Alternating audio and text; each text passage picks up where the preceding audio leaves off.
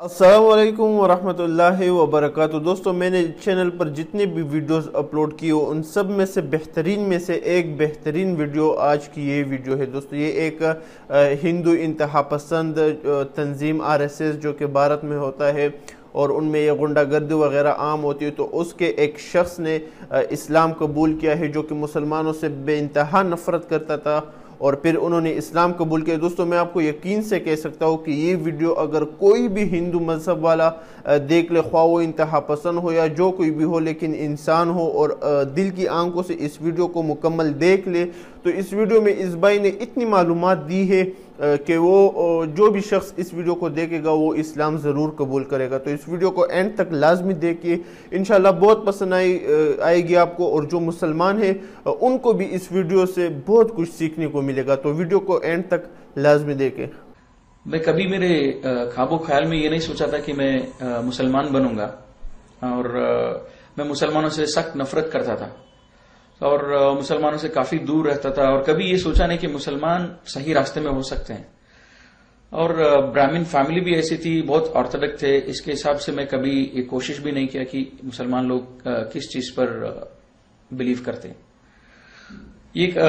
हम लोग माइग्रेट हुए मेरे 10th स्टैंडर्ड के बाद मैसूर से बैंगलोर को फॉर हायर स्टडीज, मेरे आगे पढ़ाई के लिए।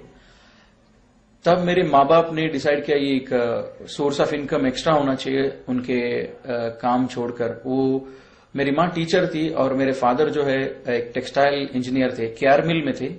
वो जब बंद हो गया मैसूर में तो वो केएसआरटीसी में काम करते थे। इतना वो खुश नहीं थे उस जॉब से, लेकिन वो जॉब मैसूर बैंगलोर वो अप एंड डाउन करते थे, वो हमारे साथ में रहते थे।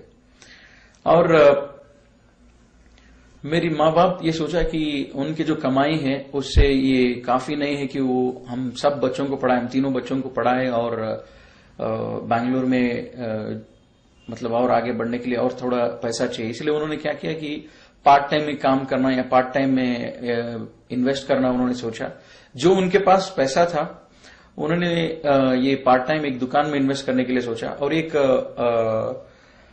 मराठी बिजनेसमैन थे, उनसे उन्होंने मिला, और उन्होंने जब पार्ट टाइम ऐसा कुछ करना चाहते, जब उन्होंने बताया ऐसा, तो उस मराठी शॉप ओनर ने, एक मुसलमान शॉप ओनर थे राजाजी नगर में, उनसे मिलवाया। तो मेरी माँ ने बताया, मेरे माँ बाप मेरे अंकल थे, उनको बताया कि हम एक काउंटर आपके दुकान में, हमारा थोड़ी चीजें हम सेल करेंगे और उसमें जो प्रॉफिट आएगा हम वो थोड़ा शेयर करेंगे।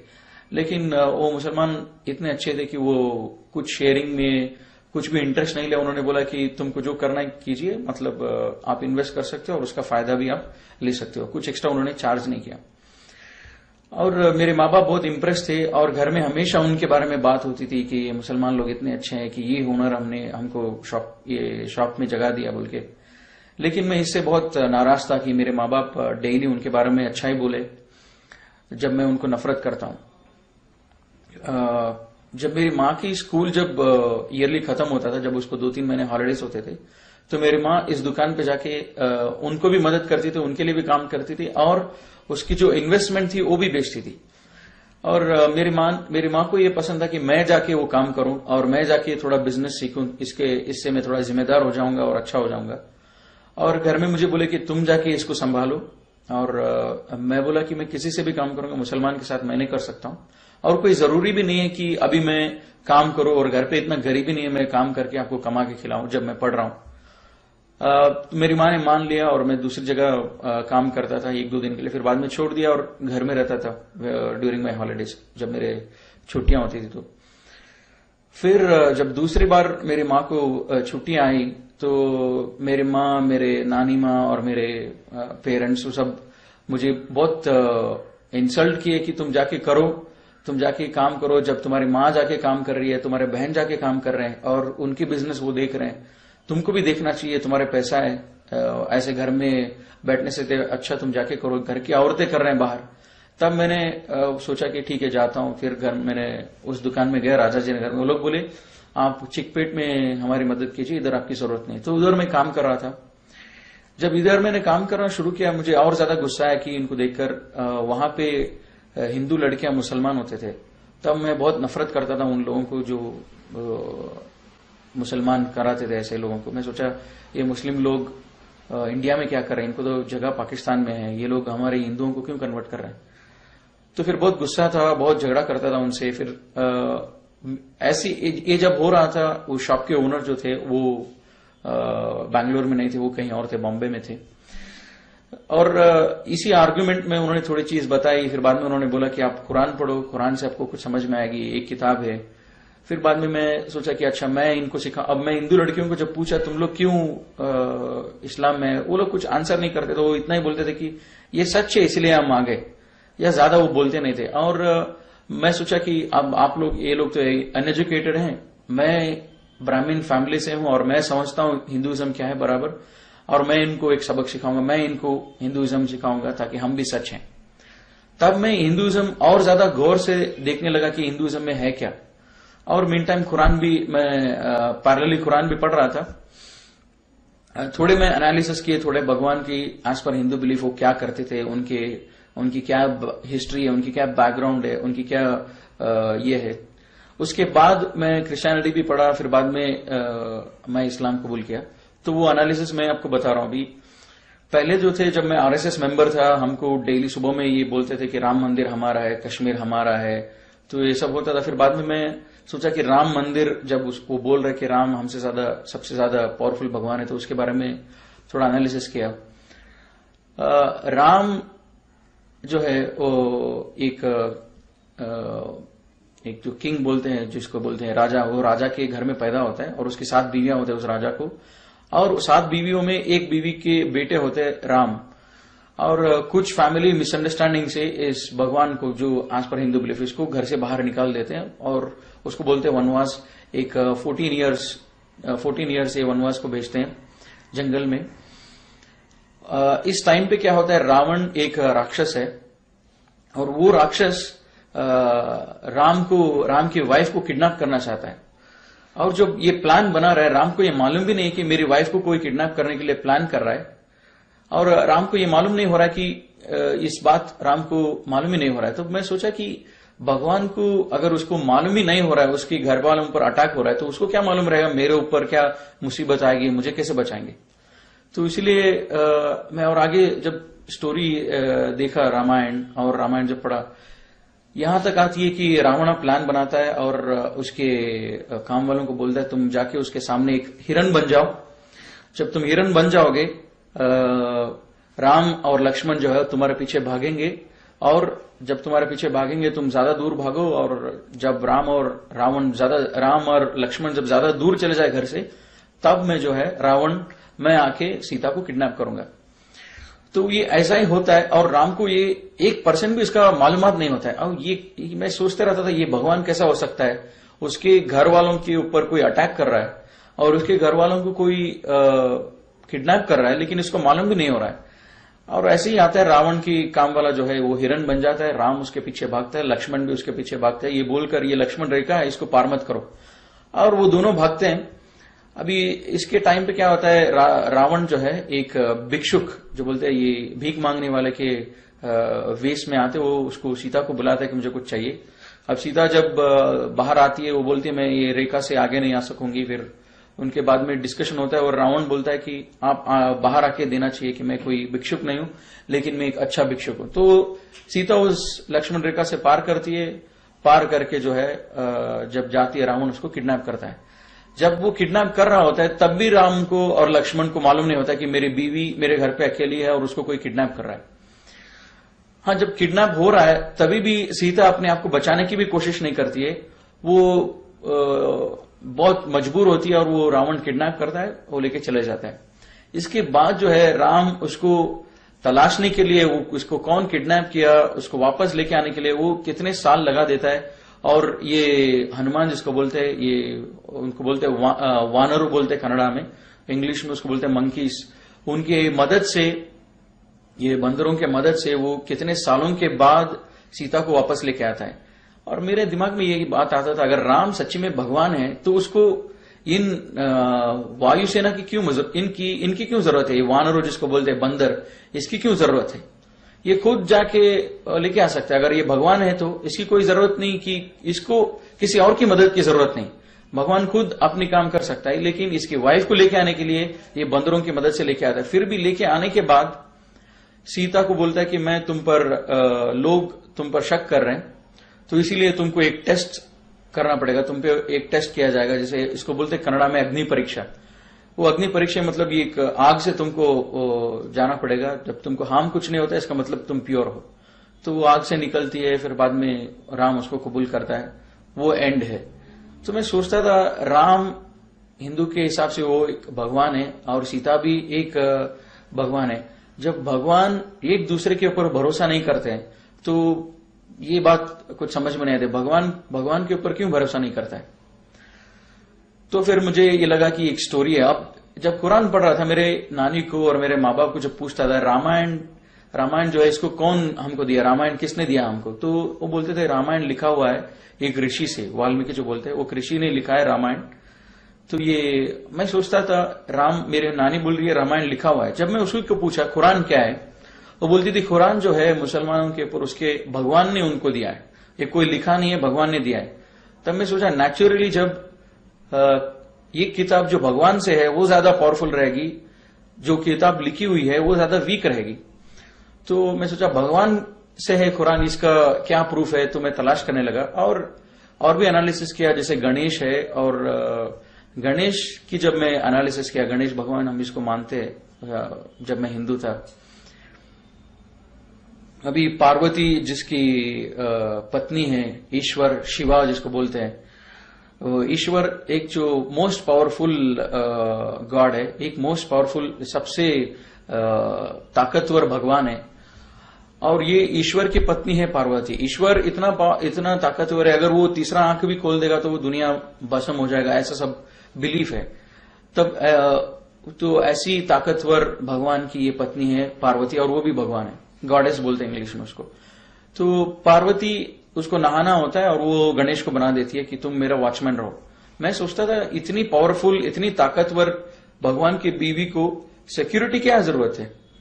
फिर भी वो बनाती है गणेश को, फिर वो नहाने जाती है और ईश्वरा जो है घर में दाखिल होता है, उसके घर में जब आता है वो पूछता है गणेश को तुम कौन हो।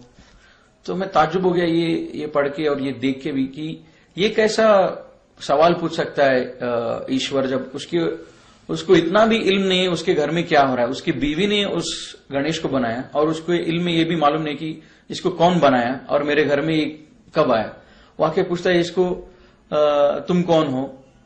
जब ये ताकतवर भगवान है, इसको इतना मालूम होना चाहिए पूरे दुनिया के हर कोने में क्या हो रहा है इसको मालूम होना चाहिए।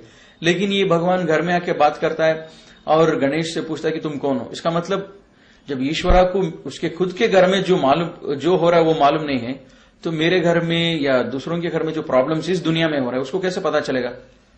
तब मैं सोचा ये जो है ये भी एक स्टोरी की जैसी लग रही है। फिर आगे जब देखेंगे स्टोरी क्या होता है, फिर ईश्वरा जो है गणेश की गर्दन काट देता है जब गणेश उसको अंदर जाने नहीं देता है। उस टाइम पे पार्वती आती है और पूछती है कि तुमने ऐसा क्यों किया, ये मेरा बेटा है और इसको वापस जिंदा करो। और ईश्वरा बोलता है मैं इसको जिंदा नहीं कर सकता हूं क्योंकि मैंने उसको काट दिया है। और पार्वती और ईश्वरा ये काफी दिनों तक ये झगड़ा चलता है। फिर बाद में ईश्वरा बोलता है कि मैं इसको हाथी का सर से उसको जोड़ता हूं और उसके एसोसिएट्स को बोलता है कि तुम हाथी इस डायरेक्शन पे जो सोया हुआ है वहां पे जाओ और उस हाथी को आप कट करो, उस हाथी के सर को, और वहां लेके आओ और मैं इसको जोड़ दूंगा।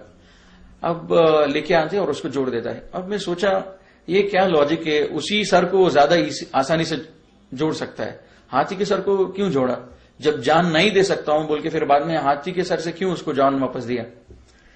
बाद में मैं सोचा कि इतना बेरहम क्वालिटी, जब इसको सर उड़ा देना, कट कर देना, ये क्वालिटी भगवान की नहीं हो सकती है। इतनी बेरहमी से एक गलती उसने किया, उसने जाने नहीं दिया, उसको कत्ल कर दो इमीडिएटली। ये तो बेरहम एक कैरेक्टर है, भगवान की नहीं हो सकती है। फिर बाद में मैं सोचा गणेश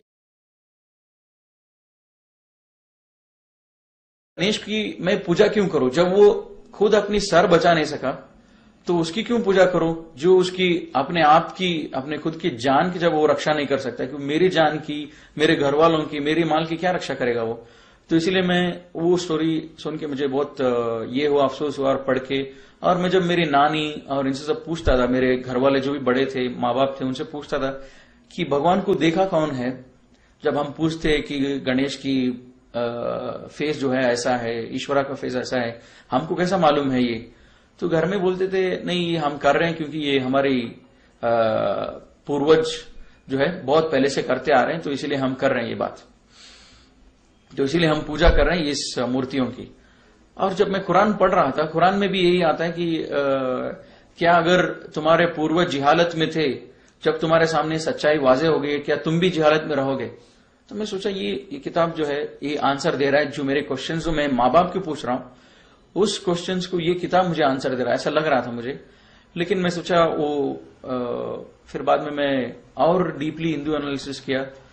मैसूर का था, हमारे मैसूर में चामुंडेश्वरी हिल जो है, वो हिल एक विटनेस है, ये एक भगवान थी, एक भगवान है बोल के, इसलिए मैं सोचा ये शायद ये भगवान मुझे बचा लेगी इस मुसलमान से आर्ग्यू करने के लिए। जब मैं उसके बारे में जब थोड़ा जानकारी लिया, वो भगवान चामुंडेश्वरी जिसको बोलते हैं, महिषासुर एक बड़ा राक्षस होता है। हिंदुइज्म में एक कॉन्सेप्ट है कि ये देवरु राक्षसरु, इनके बीच में हमेशा लड़ाई होती रहती है। ये राक्षसरु एक सेक्ट है, ये लोग जब राक्षस होते हैं, और ये राक्षस का ऑब्जेक्टिव इतना है कि ये लोग दुनिया में सबसे बड़े हो जाएं और ये देवरु जो है उनको खत्म करें। तो ये दोनों के बीच में बार बार लड़ाई होती रहती है। तो महिषासुर जो भी है वो भी एक राक्षस होता है, और ये राक्षस जो है ये लंबी तपस्या में बैठता है काफी सालों तक। जब इसकी तपस्या कबूल होता है, ब्रह्मा जो क्रिएटर है हिंदू बिलीफ के हिसाब से, वो इस तपस्या को कबूल करता है और वो बोलता है आपको जो चाहिए मांगे मैं दूंगा। और ये महिषासुर, ये जो राक्षस है, ये पूछता है कि मुझे सबसे ज्यादा ताकतवर बनाओ और मुझे अमर बनाओ, मुझे चिरंजीव बनाओ, मतलब मुझे कभी मौत नहीं आना चाहिए। और ब्रह्मा बोलता है ठीक है, ये विश आपको, ये वर मैंने आपको दे दिया। अब क्या होता है, और एक कॉन्सेप्ट है कि ये भगवान हिंदू हिसाब से, हिंदू के बिलीफ के हिसाब से ये एक जगह पर रहते हैं, उसको बोलते हैं देवलोक। और जो राक्षस रहते हैं उनका अलग जगह होता है, और मानव जो बोलते हैं मनुष्य और ये ह्यूमन बीइंग जो बोलते हैं उनका जगह है ये दुनिया। और ये राक्षस महिषासुर को जब मिल जाता है एक वर, सबसे ताकतवर बन जाऊंगा, और सबसे ताकतवर बनता है और इसको मौत कभी टच नहीं करेगी, ये जाता है देवलोका को और सबको देवताओं को मारने के लिए। मैं सोचता था कि ये कैसा कॉन्सेप्ट है, ये राक्षस तपस्या में बैठा, एक इबादत में बैठा इतने साल तो, और इतने साल के बाद उसने भगवान से वर मांगा कि मुझे ताकतवर बनाओ, और उसको भगवान ने वर दिया, फिर उसी भगवान की ये कत्ल करने जा रहे हैं। तो इसका मतलब मैं भगवान को उल्लू बना सकता हूं, कभी भी भगवान 10 साल बैठो, भगवान से वर ले लो और उसके बाद में उसी को मारने लगो। तो मैं सोचा ये एक इमेजिनरी स्टोरी है, ये सच नहीं हो सकता है, ये लॉजिकल नहीं है। तो बाद में क्या हुआ, ये राक्षस जब सबको मार रहा होता है, ये लोग देवते बोलते हैं, देवतेगणु, ये लोग सब जाके इनसे मिलते हैं, ब्रह्मा विष्णु महेश्वरा, इनसे जाके मिलते हैं और इनको पूछते हैं कि हम ऐसे मुसीबत में हैं, ये महिषासुर जो है हमको मार रहा है, हम क्या करें अभी? ये ब्रह्मा बोलते हैं अरे इसको मैंने वर दिया है, अभी मैं इसको वापस नहीं ले सकता हूं, मैं वापस अगर लूंगा ये फिर से भी डीएक्टिवेट नहीं होगा, इसका एक बार मैंने वर दे दिया, मैं वापस नहीं ले सकता हूं। तो मैं सोचा कि ऐसा कैसा हो सकता है, मैं 10 साल बैठ के भगवान को उल्लू बना के एक वर ले लूं और बाद में उल्टा मैं भगवान को ही मारना शुरू कर दूं, ये सच नहीं हो सकता है। फिर ब्रह्मा बोलते हैं अच्छा मेरे पास एक रास्ता है इसको मारने के लिए, मैंने जो इसको वर दिया है, तुम सबसे ज्यादा ताकतवर हो जो दुनिया में ऑलरेडी हैं, भगवान आदमी कोई भी हो, तुम सबसे ज्यादा ताकतवर हो जो अभी मौजूद है इस दुनिया में, लेकिन जो आने वाले हैं उनसे ज्यादा ये ताकतवर रहेगा, ये तो वर नहीं दिया हूं, तो इसलिए हम ये काम करेंगे, एक नया एक भगवान को हम पैदा करेंगे जो उससे ज्यादा ताकतवर होगा और वो उसको मारेगा।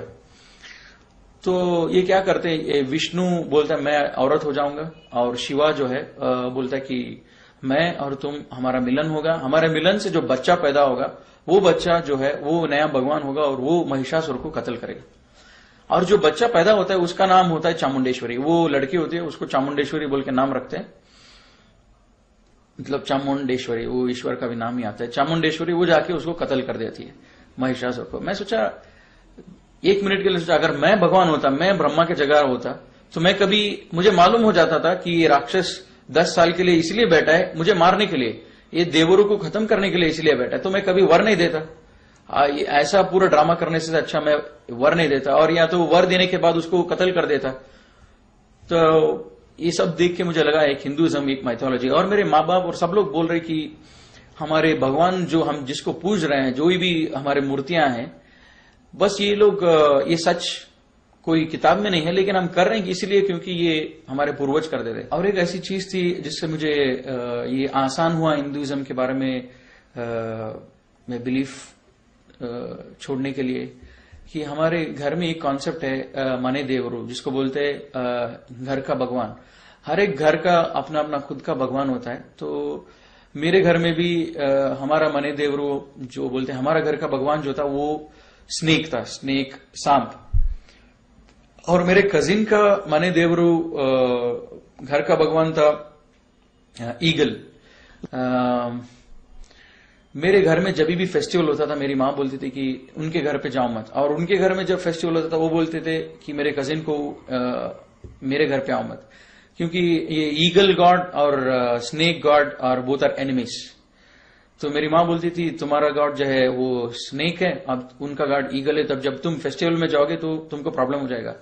मैं सोचता था हाउ इलॉजिकल इट इज, ये तुम क्या बोल रही हो, ये सब मुझे समझ में नहीं आती है, क्योंकि मैं कजिन के घर जाना चाहता हूँ और अच्छा खाना खाना चाहता हूँ उधर भी, because I want to show my new dresses there, लेकिन तुम बोल रहे हो तुम जाओ मत। ये कैसा हो सकता है, भगवान और भगवान के बीच में दुश्मनी।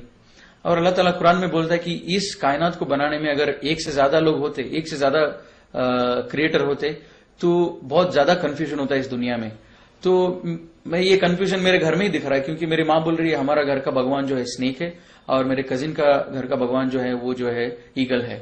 तो ये भी एक ऐसी चीज थी which help me to I believe more in Islam. ये ऐसे सब चीज थी, और कुरान इसके बारे में लाइव अल्लाह ताला is talking to me in this book.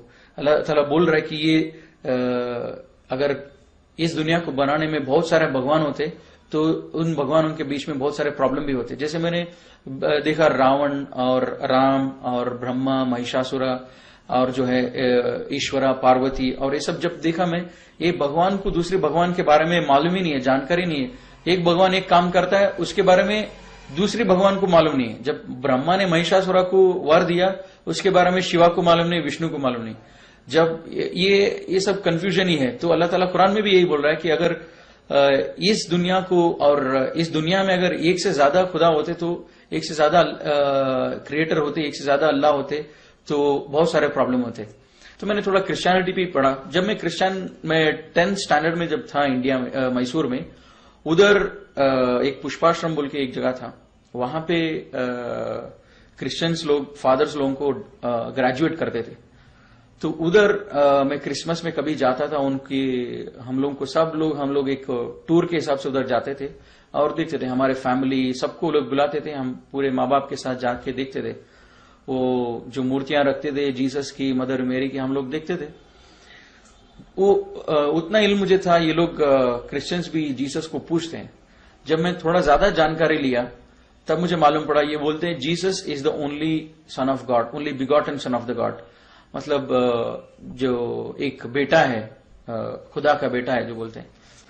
मैं सोचा हमारे घर में भी ये बात कभी कभी होती थी कि जब घर में लड़की पैदा होते तो ये लोग खुश नहीं होते थे हिंदूस, हम इनको बेटों की ज्यादा जरूरत होती थी। और जब मैं पूछता था कि बेटे को इतना क्यों अहमियत देते थे, ये बोलते थे कि बेटों से हमारा खानदान आगे बढ़ता है।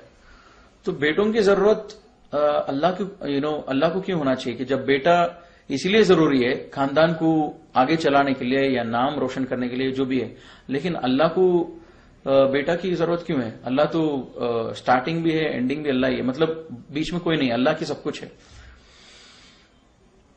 तब मैं सोचा कि ये क्रिश्चियनिटी का जीसस सन ऑफ गॉड, ये जो भी है जिसको पूछते हैं, और मदर मैरी, ट्रिनिटी का जो भी कॉन्सेप्ट है, ये भी हिंदू के आसपास है, हिंदुइज्म के सेम फिलॉसफी है। तो मैंने क्रिश्चियनिटी को भी बहुत देर तक एनालाइज नहीं किया, फिर बाद में मैंने वो भी छोड़ दिया।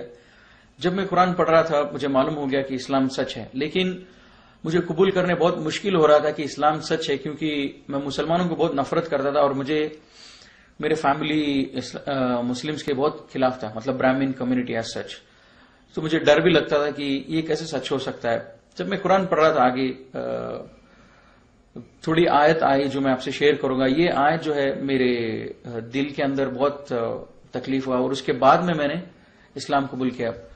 मैं सोचा अल्लाह ताला कुरान में बोलता है कि मैं हर चीज को माफ करूंगा जिसको चाहिए उसको, लेकिन शिर्क को माफ नहीं करूंगा। तो मैं सोचा मैं शिर्क को छोड़ दूंगा, बाकी सारे चीज मैं करते रहूंगा, क्योंकि शिर्क को छोड़ने के बाद मैं ऐसा कोई गुनाह नहीं कर रहा हूं जिससे मुझे अल्लाह ताला पनिशमेंट दे। तो मैंने शिर्क छोड़ दिया और मैं सोचा जो भी मैं कुरान पढ़ के मैं जो फॉलो कर सकता हूं मुसलमान नहीं बन के, वो मैं करूंगा। तो मैं शिर्क छोड़ दिया और घर में झगड़ा शुरू हो गया। घर में पूछने लगे कि तुम शिर्क क्यों छोड़े, मतलब पूजा करना क्यों छोड़े इन बुतों को। और मैं बोला कि मैं आजकल मॉडर्न बन रहा हूं, कॉलेज में जा रहा हूं और कॉलेज में सब मजाक उड़ाते हैं कि तुम नामा सब लगाते हो, कुमकुम सब लगाते हो, इसलिए मैंने छोड़ दिया ताकि मुझे मॉडर्न बनना है। तो मेरी मां थोड़ा कन्विंस हो गई, तो मैं पूजा छोड़ दिया। और ये सब एनालिसिस जब मेरा पूरा हुआ तो उसी टाइम पर मेरा कॉलेज भी स्टार्ट हो गया, मेरा सेकेंड ईयर चालू हो गया। तो मैं वो दुकान से बाहर आ गया। अब जो है पूरा कुरान पढ़ा, लेकिन पूरा कुरान पढ़ने के बाद मुझे थोड़ी आयत समझ में आई, वो तो शिर्क करना नहीं चाहिए और आखिरत क्या, ये समझ में आया था। और हर एक आयत का माना समझ में आया था कि आयत अल्लाह ताला अपने आप को आयत से प्रूव करते कि अल्लाह ताला का एग्जिस्टेंस, अल्लाह के ऊपर यकीन रखने के लिए अल्लाह की आयत को अगर हम सोचेंगे, उसके बारे में गौर करेंगे, तब हमको बिलीव होगा अल्लाह की एग्जिस्टेंस। मतलब अल्लाह हमारे सामने जाहिर नहीं है, मतलब अल्लाह को देख नहीं सकते, लेकिन अल्लाह के आयत को देखकर हम बिलीव करना चाहिए, इतना मुझे समझ में आया था।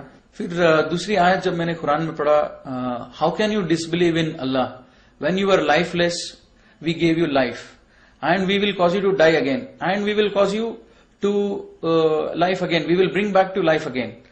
तो मैं सोचा it's not easy for me to believe that on the day of judgment we will be brought back to life। मतलब जब अल्लाह ताला बोल रहा है कि तुम अल्लाह के ऊपर कुफ्र कैसे कर सकते हो जब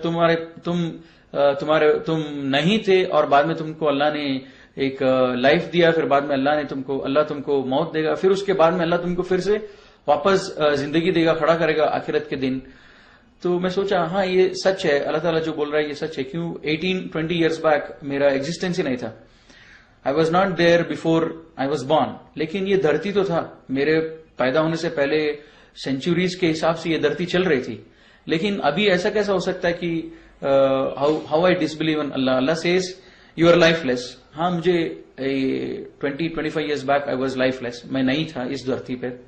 फिर बाद में Allah gave me life, yes Allah gave me life, then afterwards he will cause me to die, we know that we will die, और मैं एक दिन मरूंगा, फिर अल्लाह will bring back me to life again on the day of judgment। and हाँ अल्लाह मुझे फिर से जिंदगी देंगे आखिरत के दिन। जब ये दोनों सच है, मैं जिंदा नहीं था मेरे पैदा होने से पहले, फिर अल्लाह ने मुझे जिंदा किया, अल्लाह ने मुझे लाइफ दिया, फिर मुझे मौत भी देगा अल्लाह ताला। ये दोनों अगर सच है तो तीसरी चीज भी सच है। और this help me to believe in the day of judgment. At the same time हमारे हिंदुइज्म में ये कॉन्सेप्ट है कि पुनर्जन्म जो बोलते हैं कि अगर मैंने ऐसी कोई गलती की है, जो बड़ा गलती अगर मैंने किया, मैं कुत्ता हो जाऊंगा या तो पिग हो जाऊंगा या तो फिर इंसेक्ट हो जाऊंगा या तो फिर बर्ड हो जाऊंगा। मैं सोचा अगर मुझे कुत्ता पसंद नहीं है, मुझे कुत्ता होना पसंद नहीं है, मैं कुछ भी हो सकता हूं लेकिन कुत्ता होना पसंद नहीं है, पिग होना मुझे पसंद नहीं है, तो मैं क्या काम करूं जिससे मैं कुत्ता होना बच जाऊं या पिग होना बच जाऊं। ये दोनों चीज मैं बनना नहीं चाहता हूं। ये दोनों चीज से मैं कैसे बचूं पुनर्जन्म में, मैं सोचता था इसके बारे में। There is no way it communicates, मतलब ऐसा कोई कम्युनिकेशन नहीं है इनके बीच में मुझे मालूम होने के लिए। अगर मुझे मालूम होना चाहिए ये कुत्ता क्यों बना है, ये कुत्ता ऐसे क्या गुनाह किया है, इसका प्रीवियस लाइफ जो था वो एक मनुष्य जन्म था, लेकिन अभी इस जन्म में जो है ये कुत्ता है, इसने क्या गुनाह किया है, ये कुत्ता बना है, मुझे मालूम होना चाहिए ताकि मैं वो गुनाह नहीं करूंगा, मैं वो मिस्टेक्स नहीं करूंगा। लेकिन अल्लाह ताला कुरान में बोलता है कि there is life after which is either hell or heaven, nothing in between. और अल्लाह ताला सूरह बकरा में बोलता है कि they are the people who are successful and one of the और एक जो चीज है इन ईमान वालों को बिलीव करने के लिए, यकीन आखिरत पर होना चाहिए। ये यकीन, मैं सोचता था आखिरत क्या है, आखिरत ऐसी क्या चीज है, आखिरत पर मैं कैसे यकीन करूं। क्योंकि जो पूरे जो आयत से ये मुझे मदद किया कि मेरे घर में बोलते थे हम मूर्ति पूजा इसीलिए कर रहे हैं क्योंकि हमारे पूर्वज कर रहे थे, और कुरान बोल रहा है तुम्हारे पूर्वज अगर जिहालत में थे क्या तुम भी रहोगे जब सच्चाई वाज़े होगी। और मेरे दिल में ये बात आती थी मैं इस्लाम फॉलो करूंगा लेकिन नमाज पढ़ूंगा और मेरे हिसाब से पढ़ूंगा, मुसलमानों के जैसा नहीं पढ़ूंगा। तब ये दूसरी भी आयत आई कि विच हेल्प मी टू, जो मुझे मदद किया इस्लाम को फॉलो करने के लिए। आज मैंने इस्लाम को परफेक्ट किया, मुकम्मल किया, और इसके सिवा दूसरे कोई मजहब को मैं एक्सेप्ट नहीं करूंगा। और ये सब आयत मुझे मदद किया। लेकिन मैं सोचा आखिरत के लिए क्या आयत है, और अल्लाह ताला पूरे कुरान में बोलता है कि मेरे बंदों को जो लोग सोचते हैं उनके लिए मैं हर दिन हजारों आयत दिखाता हूं। दिन होता है, रात होता है, बारिश होती है, ये सब देखने के लिए आयत है, लेकिन लोग सोचते नहीं है। तो आखिरत के लिए ऐसा क्या आयत है, मैं सोच रहा था। जब ऐसी टाइम पर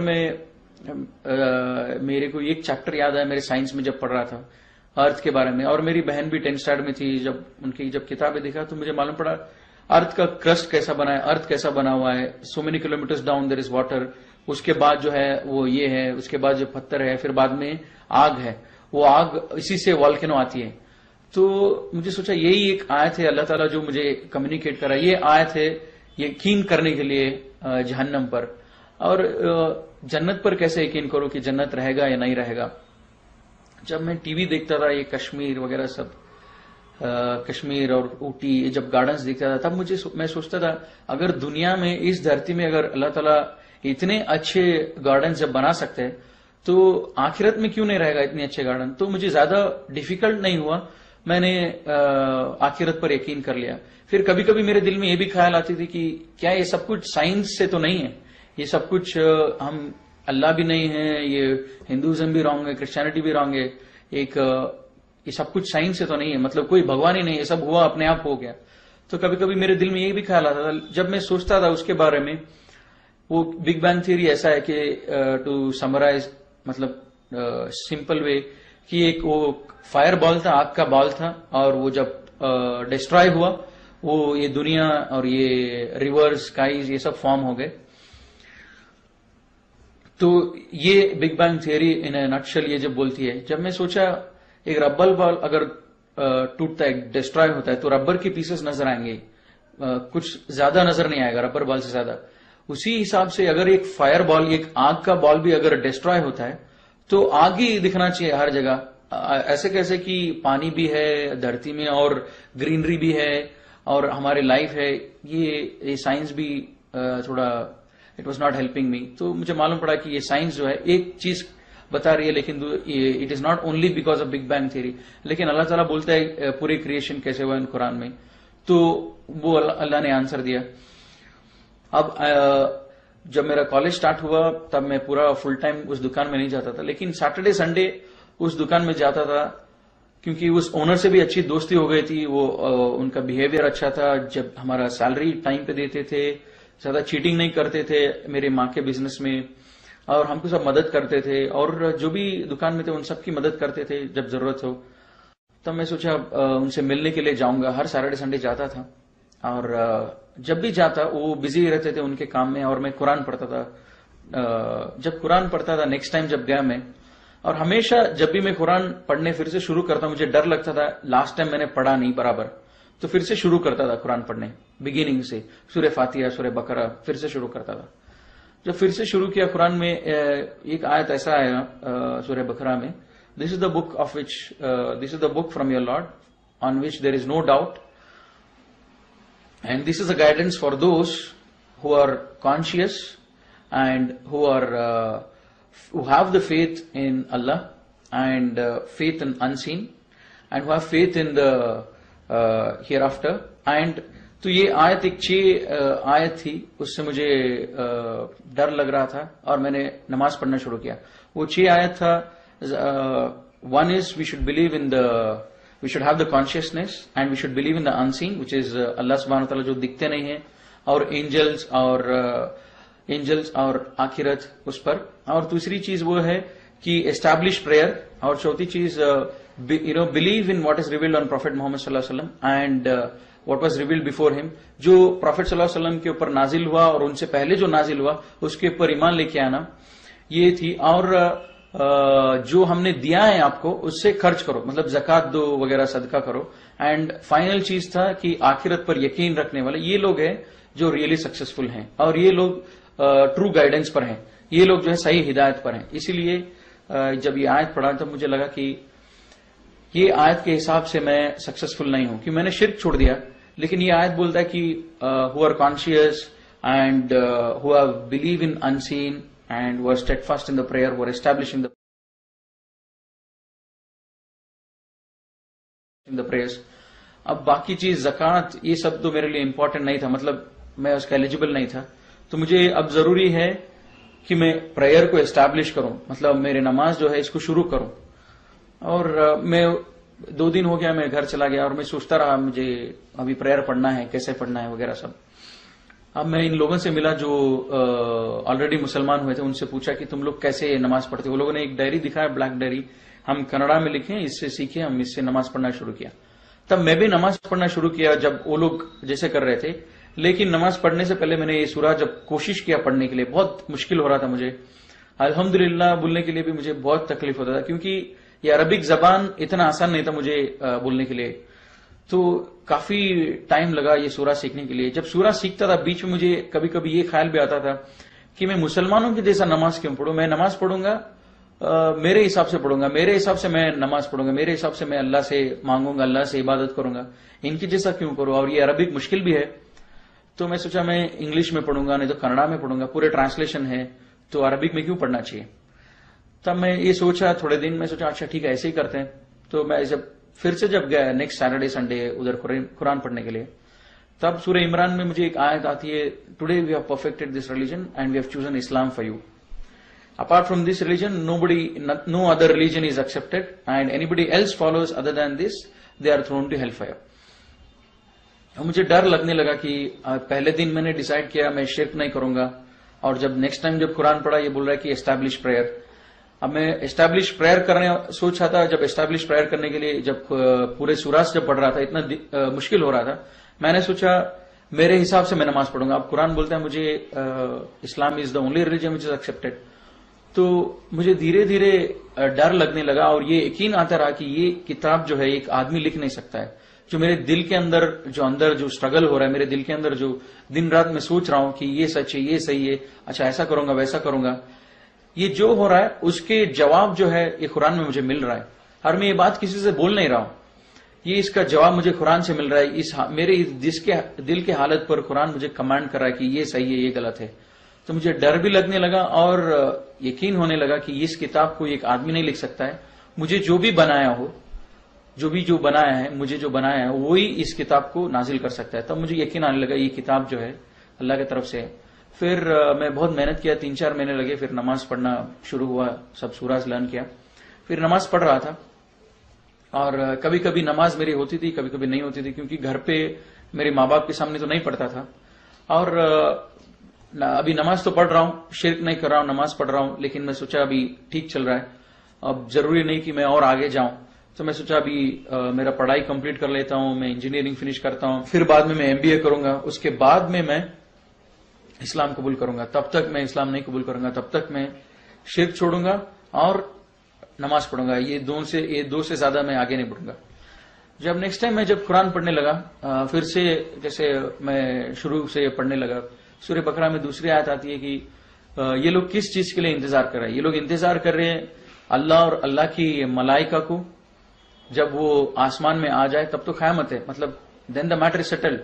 तो इंग्लिश में आयत मुझे बहुत लगती थी, what are this people waiting for, are they waiting for Allah to come out with the angels in the clouds, then the matter is settled. इसका मतलब ये था कि ये किस चीज पर इंतजार कर रहे हैं। अगर ये लोग वेट कर रहे हैं अल्लाह के ऊपर यकीन करने के लिए, क़यामत कभी भी आ सकती है। Are they waiting for Allah to come out with the angels. तो अब मुझे और डर लगता था कि जब मैं नमाज पढ़ना शुरू किया, कुरान बोल रहा है कि मुझे किस चीज के लिए इंतजार कर रहा हूं। और मैं अंदर ही अंदर ये प्लान किया था, मैं इंजीनियरिंग पढ़ूंगा, एमबीए करूंगा, उसके बाद में मैं घर से बाहर आऊंगा। जरूरत नहीं था घर से बाहर आने के लिए, लेकिन घर के अंदर भी तो नहीं कर सकता था। एक मुझे मालूम था मुझे घर से बाहर आना है।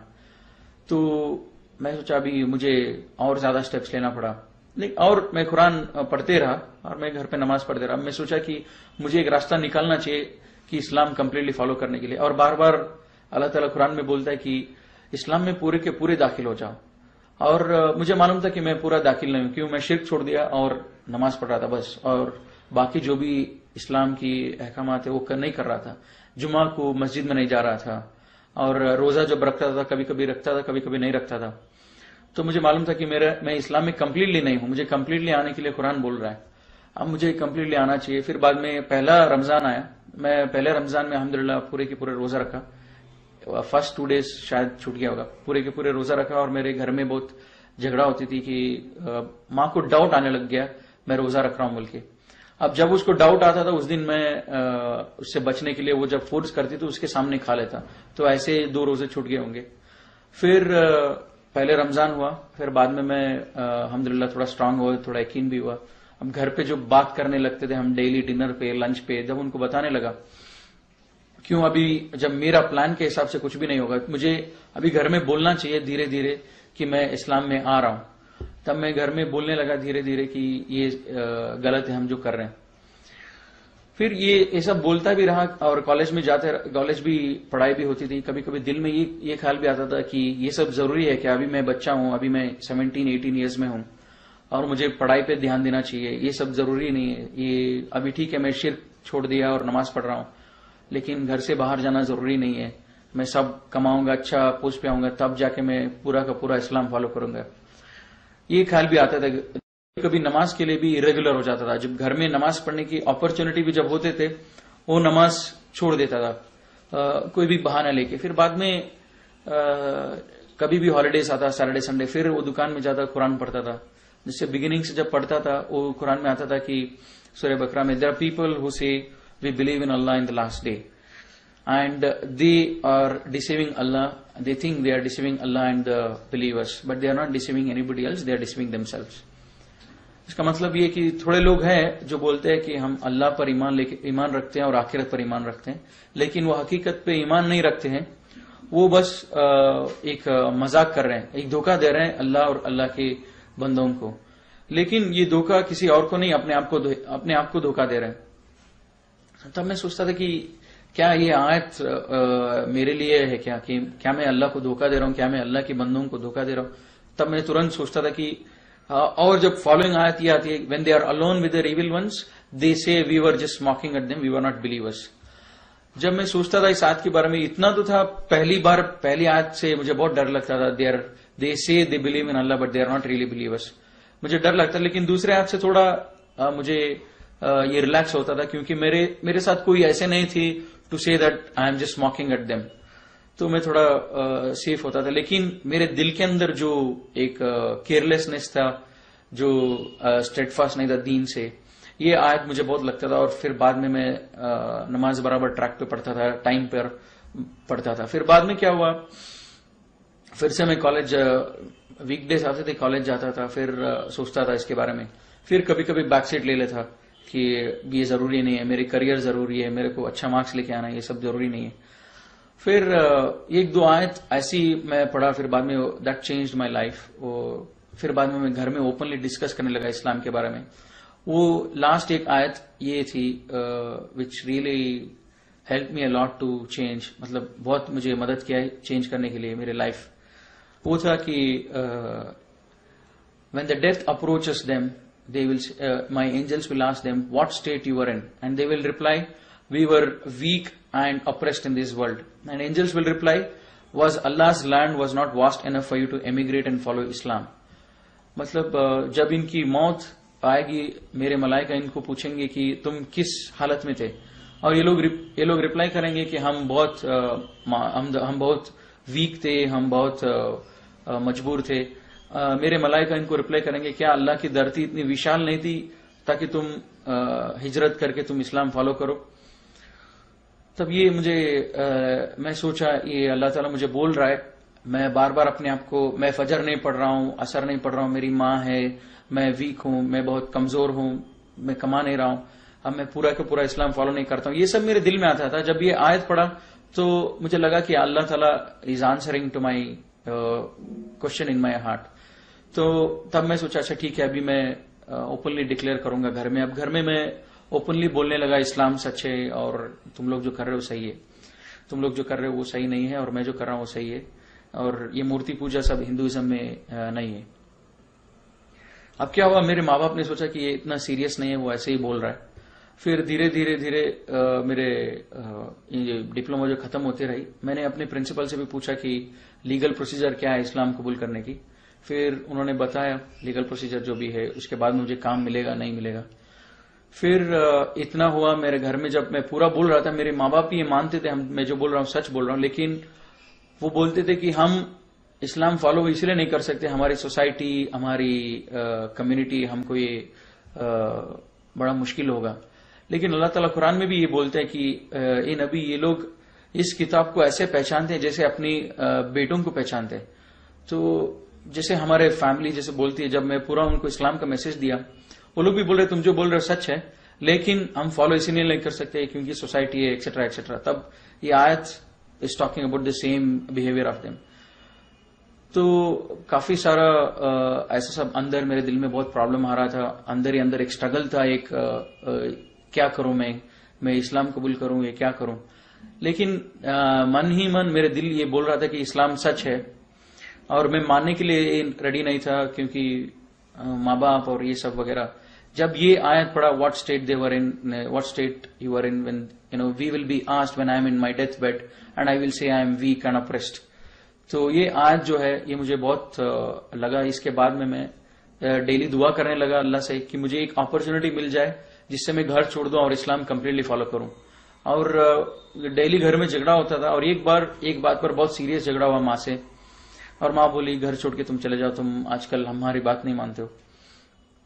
और मैं सोचा भाई यही एक अपॉर्चुनिटी है, मैं घर छोड़ूंगा और इस्लाम पर फॉलो करूंगा। अब मैं घर छोड़ने के लिए रेडी हो रहा था, मेरी बहन भी बोली मैं भी इस्लाम कबूल करना चाहती हूँ। मैं जब घर में सब लोगों को ये समझा रहा था इस्लाम क्या है, तो मेरी बहन समझी, वो बोली कि मुझे यकीन है तुम जो बोल रहे इस पर, और ये राइट है, तो इसलिए मैं भी इस्लाम में आना चाहती हूँ। फिर बाद में वो इस्लाम कबूल करी, तो फिर वो भी मेरे साथ आ गए। हम लोगों ने घर छोड़ा। Abdullah about 9 years now I have embraced Islam, Allah से grace and mercy. So this is all my story about how I embraced Islam. अस्सलाम वालेकुम रहमतुल्लाहि व बरकातहू। तो दोस्तों वीडियो आप लोगों ने देख ली और उम्मीद करता हूँ कि पसंद आई होगी। इस भाई की मुकम्मल दास्तान आपने देख ली कि शुरू में किस तरह मुसलमानों से और इस्लाम से नफरत करते थे। और आपको मैं बताता चलूँ दोस्तों कि वीडियो बहुत सारे लोगों ने देखी होगी और इसके बाद भी काफ़ी ज़्यादा वायरल गई है और बहुत सारे लोगों ने देख ली, और इंशाल्लाह बहुत सारे लोग इस वीडियो को देखकर इस्लाम ज़रूर कबूल कर लेंगे। लेकिन इन सब में से दोस्तों आपका भी हक होगा, आपको भी सवाब मिलेगा जो लाइक करते हो, इस तरह वीडियोस को शेयर करते हो। लेकिन इन सब में बराबर का अजर उस ख़ानदान को भी मिलेगा दोस्तों जो इसके वालिदैन ने जिनके साथ वो पार्टनरशिप पे काम किया था, और उनके अच्छे अखलाक और हुस्न अखलाक से वो लोग मुतासर हुए थे और इनके वालिदैन ने इसे वहाँ पर भेज दिया था। तो और दूसरी बात ये कि कुरान ये जिस तरह इसने कहा कि जैसे मैं कोई भी आयत कुरान की पढ़ता था तो वो इस तरह लगता था जैसे अल्लाह ख़ुद मुझसे कह रहा हो, और वो मेरे तमाम सवालों के जवाबात उस एक आयत में हुआ करते थे। तो कुरान से हम बहुत दूर हैं, हम मुसलमान कुरान से बहुत दूर, इसलिए हम में फ़िरक़ावारियत और ये तमाम चीज़ें हैं। तो जो भी इंसान कुरान को सोच समझकर और दिल से पढ़ेगा इंशाल्लाह उसको हिदायत ज़रूर मिलेगा। बाकी इस वीडियो के बारे में इसकी जितनी भी तारीफ़ की जाए वो कम है। अल्लाह इस भाई को इस्लाम पर कायम रखे और अल्लाह इसको बहुत सारे लोगों के इस्लाम कबूल करने का ज़रिया बनाए और सबब बनाए। इसके बारे में आप क्या समझते हैं दोस्तों? तो अपनी कीमती राय कमेंट के ज़रिए मुझे ज़रूर बताएं। वस्सलाम।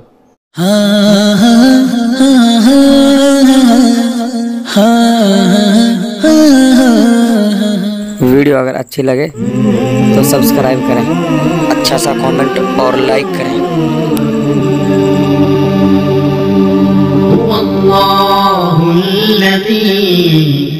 ला इलाहा इल्ला हु अर्रहमानुर रहीम अल मलिकुल कुद्दूसुस सलाम المؤمن المهيمن العزيز الجبار المتكبر